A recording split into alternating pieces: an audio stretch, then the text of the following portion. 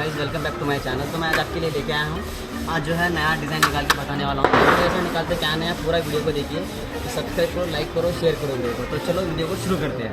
ये देखो, ये जो है जयमाला पट्टी और ये है ये ट्रैवलर पट्टी, तो इससे जो है।